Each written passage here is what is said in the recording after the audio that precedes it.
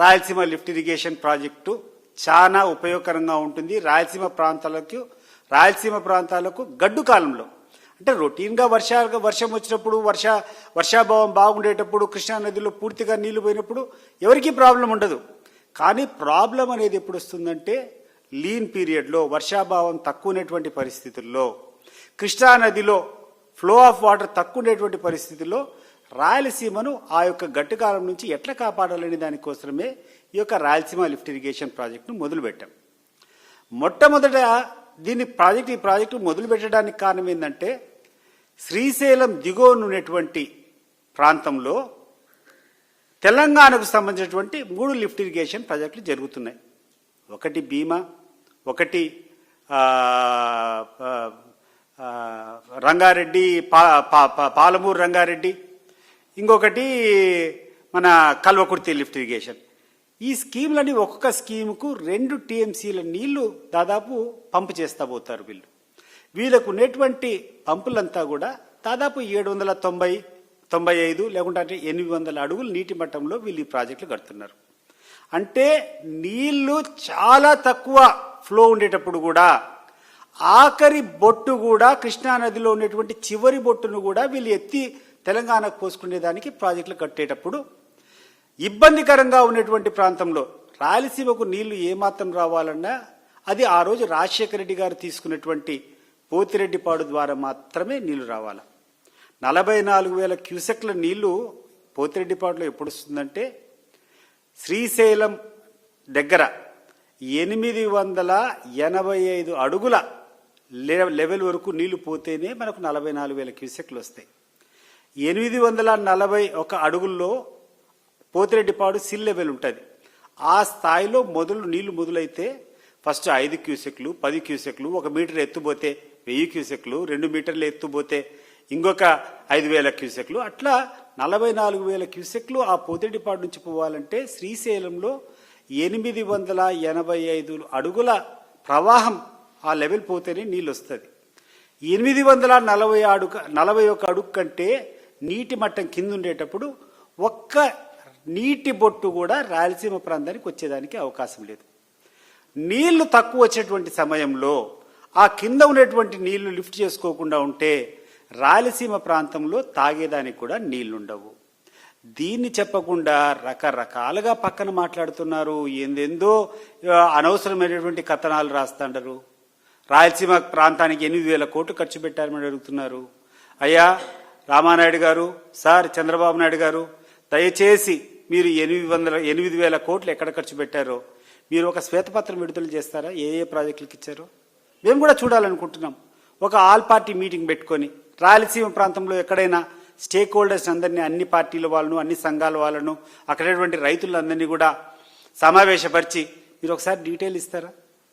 మాకు తెలిసినటువంటి ప్రాజెక్టులు ఆల్ ప్రాజెక్ట్స్ ఎక్సెప్ట్ ఒక్క హంద్రీనీవాలో జరుగుతున్నటువంటి లైనింగ్ కాలువలు, ఆ తర్వాత కుప్పంకు హెచ్ఎన్ఎస్ఎస్ ద్వారా పోయేటువంటి పనులు తప్పితే ఈరోజు ఎటువంటి పనులు రాయలసీమలో బొత్తిగా స్టాండ్ స్టిల్ అంటే టోటల్ స్టాండ్ స్టిల్. మా కడప జిల్లాలో జిఎన్ఎస్ఎస్ నుంచి హెచ్ఎన్ఎస్కు లింక్ పనులు జగన్మోహన్ రెడ్డి గారి ముఖ్యమంత్రి హయాంలో ప్రారంభమైనాయి. దాదాపు 4,000 కోట్లతో జరిగేటువంటి ఆ పనులు 1100 కోట్లు ఆల్రెడీ ఖర్చు చేశారు. అది చాలా మంచి ప్రాజెక్టు. ఇక్కడ వేంపల్లె అంటే దాదాపు వేంపల్లె వరకు జిఎన్ఎస్ఎస్తో గ్రావిటీలో నీళ్ళు వస్తే 2-3 లిఫ్ట్ల వల్ల చిత్తూరు జిల్లాలో ఉన్నటువంటి ఎత్తైన ప్రాంతం మదన్నపల్లె ప్రాంతము, కుప్పం ప్రాంతము, పొంగనూరు, ఆ తర్వాత రాయచోటి, లక్కిరెడ్డిపల్లి, ఈ ప్రాంతాలకంతా కూడా ఏ రోజు కూడా ఎవరు కలలు కన్నటువంటి ప్రాంతానికంతా కూడా నీళ్లు తీసుకొని పోయేదానికి అవకాశం ఉంటుంది. ఈరోజు దాన్ని పూర్తిగా నిలబెట్టేసాం. ఈరోజు ఫ్లడ్ వాటర్ వచ్చినప్పుడు ఇంకా కొంచెం వెసులుబాటు ఉంటుంది. ఈరోజు ఉండేటువంటిది జిఎన్ఎస్ఎస్ 20,000 కెపాసిటీనే ఉంది. దాన్ని 30,000 క్యూసెక్ల కెపాసిటీకి తీసుకొని పోవాలా, అదనంగా టన్నల్ జరగాల, జిఎన్ఎస్ఎస్ వైడనింగ్ 20,000 క్యూసెక్ల కెపాసిటీ నుంచి 30,000 జరగాలని చెప్పి జగన్మోహన్ రెడ్డి గారి హయాంలో పనులు జరిగాయి. ఈరోజు ఆ పనులన్నీ కూడా నిలబడిపోయినాయి.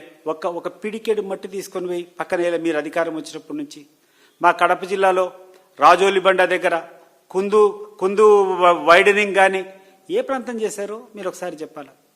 ప్రకాశం జిల్లాకు వస్తే ఆ వెలుగోడు దగ్గర నుంచి ప్రాజెక్ట్ అంతా పూర్తయింది జగన్మోహన్ రెడ్డి గారి హయాంలో. ఈరోజు 800 కోట్ల నుంచి 1200 కోట్ల వరకు మీరు ఖర్చు పెడితే ఈరోజు నల్లమల్ల సాగర్ను నీళ్లు తీసుకుని పోయేదానికి అవకాశం ఉంటుంది. నల్లమల్ల సాగర్లో ఒకసారి నీళ్లు పడతానే ఆ నుంచి ఆ డిస్ట్రిబ్యూటర్స్ అన్ని కంప్లీట్ చేసుకుంటే much portion of Prakasam district, earlier Prakasam జిల్లా అంతా ఈరోజు బాగుపడేదానికి అవకాశం ఉంటుంది. 8,000 కోట్లు ఖర్చు పెట్టామన్నా మరి మీ దగ్గర కనీసం ఒక 400-500 కోట్లన్నా కేటాయించుకొని కనీసం భూసేకరణ మొదలు పెట్టచ్చు కదా, మీరు కనీసం ఆర్ఆర్ ప్యాకేజెస్ అన్నా చేయొచ్చు కదా.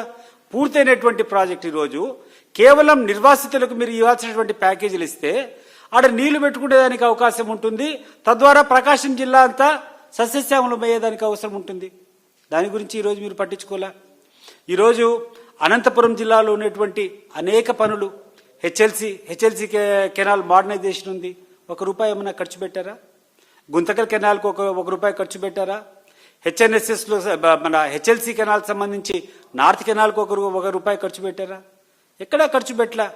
అక్కడటువంటి అనేక రిజర్వాయర్ల నుంచి, ఆ జీడిపల్లి రిజర్వాయర్ దగ్గర నుంచి పంపు చేసేటువంటి లిఫ్ట్ ఇరిగేషన్ స్కీమ్లు, అనేక స్కీమ్లు ఆ రోజు జగన్మోహన్ రెడ్డి హయాంలో ప్రారంభోత్సవం చేసుకొని డబ్బులు ఖర్చు పెట్టేటువంటి పరిస్థితులు ఉన్నాయి. ఆ పనులు ఎక్కడైనా ఈరోజు ఒక్క ప్రాజెక్ట్ అయినా నడుస్తూ ఉందా? ఈ ప్రభుత్వానికి చిత్తశుద్ధి ఉంటే మేము ఒకటి కోరుకుంటున్నాం. మీరు చేస్తామని చెప్తున్నారు, 8,000 కోట్లు మీరు ఖర్చు పెట్టామని చెప్తున్నారు. మీరు చెప్పినటువంటి స్టేట్మెంట్ మీద మీకు నమ్మకం ఉంటే దయచేసి మమ్మల్ని పిలుచుకొని పోండి, అన్ని పార్టీలను పిలవండి, రైతులను పిలవండి, రాయలసీమ ప్రాజెక్టులు జరిగేటువంటి పురోగభివృద్ధి మీరు చూపించండి అని కోరుకుంటున్నాం. మీరు చూపించరు. ప్రజలకు ఏం జరుగుతుందో చూపించేదానికి వైఎస్ఆర్ కాంగ్రెస్ పార్టీ నాయకులు ఆ ప్రాజెక్టుల దగ్గరికి పోతే ఆ ప్రాజెక్టులకు పోనీయకుండా ఆపేటువంటి దుస్సాంప్రదాయం. ఇది ప్రజాస్వామ్యమా లేకుంటే నియంతృత్వమా నాకు అర్థం కావడంలా. మీరు చెప్పారు అనేక పనులు మేము చేస్తామని చెప్పారు, ఆ ప్రాజెక్టులు జరగడం లేదని చెప్పి ప్రజలము, రాజకీయ నాయకులము మాకున్నటువంటి బాధ్యత కాబట్టి, ప్రజల యొక్క సంక్షేమం మా బాధ్యత కాబట్టి, ప్రజాహితం మా యొక్క బాధ్యత కాబట్టి ప్రాజెక్టులు జరగలేదని చూపించేదానికి మేము పోతే దాంట్లో అడ్డుకోవడం ఏందండి? ఇది మరీ విచిత్రంగా ఉంది. ఏం తప్పు చేస్తున్నాము? ఎవరి మీద కొట్లాడబోతున్నామా? ఆయుధాలు తీసుకొని పోతాడమ్మా? ఏ రకంగా మీరు ఆ ప్రాజెక్టు సందర్శించకూడదని చెప్తారో నాకు అర్థమే కావడంలే. ఈరోజు ఈ ప్రభుత్వానికి అల్టిమేటం ఇస్తున్నాం. ఈ పండగ అయిపోయేటువంటి రోజు లోపల 18, 19 తేదీ లోపల మీరంతకు మీరు ప్రాజెక్టులందరినీ తీసుకొని పోయేటువంటి పనును మీరే కల్పించండి.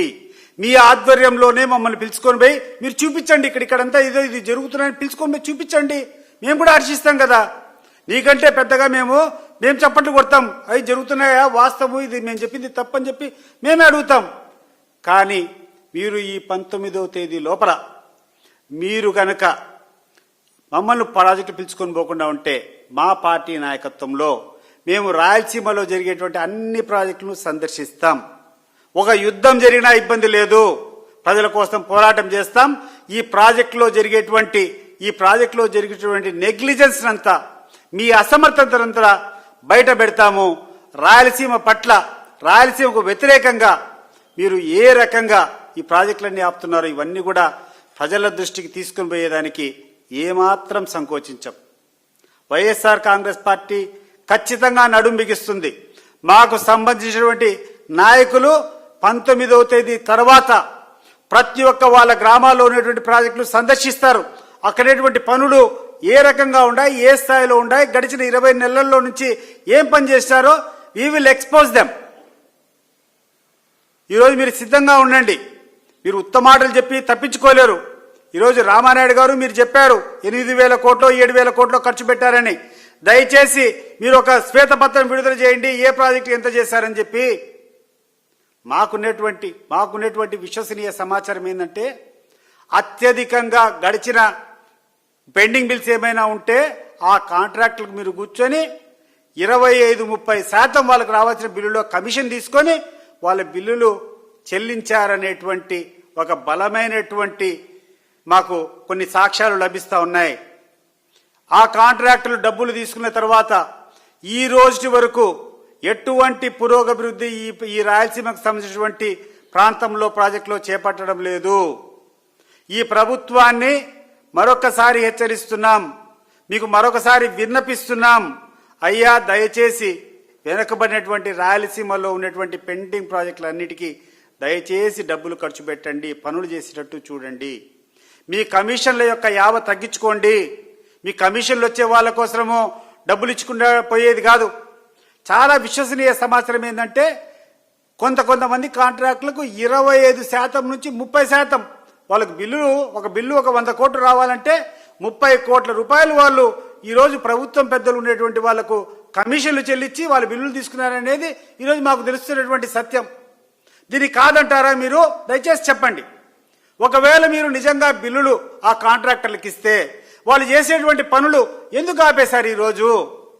ఒకవేళ ఆపేయకుండా ఉంటే దయచేసి మమ్మల్ని పిలుచుకుని పోయి చూపించండి, ప్రజలు ఆడ పనులు జరుగుతున్నటువంటి సాక్ష్యాలు మాకు చూపించండి అని చెప్పి ఈ ప్రభుత్వాన్ని అడుగుతున్నాం. ఈ ప్రభుత్వం సరిగ్గా స్పందించకుండా ఉంటే రాబోయే రోజుల్లో వైఎస్ఆర్ కాంగ్రెస్ పార్టీ ఈ యొక్క ప్రాజెక్టుల సందర్శన జరుగుతుంది. ప్రతి ఒక్క జిల్లాలో ఉమ్మడి రాయలసీమ జిల్లాలతో పాటు గ్రేటర్ రాయలసీమలో అయినటువంటి నెల్లూరు కానీ ప్రకాశంలో జరిగేటువంటి ఈ ప్రభుత్వం యొక్క అసమర్థతను, వీళ్ళ యొక్క చేతగానితనాన్ని, ఈరోజు వీళ్ళు చేస్తున్నటువంటి ఈ యొక్క ప్రాంతానికి వ్యతిరేకంగా ఏం చేస్తున్నారో అవన్నీ కూడా ఎక్స్పోజ్ చేస్తామని చెప్పి ఈ సందర్భంగా తెలియజేస్తున్నాం.